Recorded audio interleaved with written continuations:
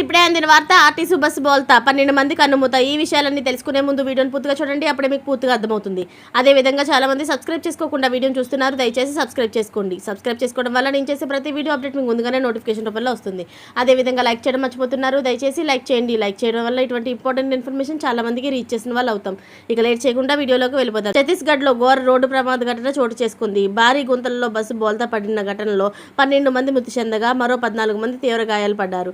అయితే ఈ ఘటనపై భారత రాష్ట్రపతి ద్రౌపది ముర్ము ఈ విచారం వ్యక్తం చేశారు. మృతుల కుటుంబాలకు ప్రగాఢ సానుభూతిని తెలియజేశారు. వివరాల ప్రకారం ఛత్తీస్గఢ్లోని దుర్గ్ జిల్లాలో కాప్రీ గ్రామానికి సమీపంలో మంగళవారం రాత్రి ఓ ప్రైవేట్ కంపెనీకి చెందిన బస్సు బోల్తా పడింది.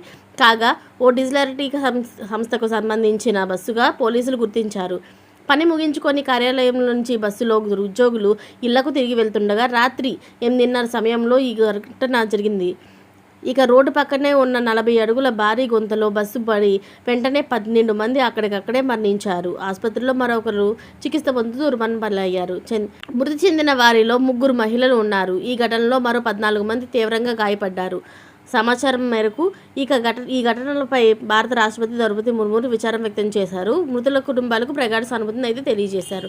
మరిన్ని ఆ విషయాలు అయితే తెలియాల్సి ఉంది. ఇంకా లేటెస్ట్ అప్డేట్స్ కోసం మీరు ఛానల్ని సబ్స్క్రైబ్ చేసుకోండి. అలాగే పక్కనే ఉన్న గంట సింబల్ని క్లిక్ చేయడం మర్చిపోకండి. Thanks for watching friends.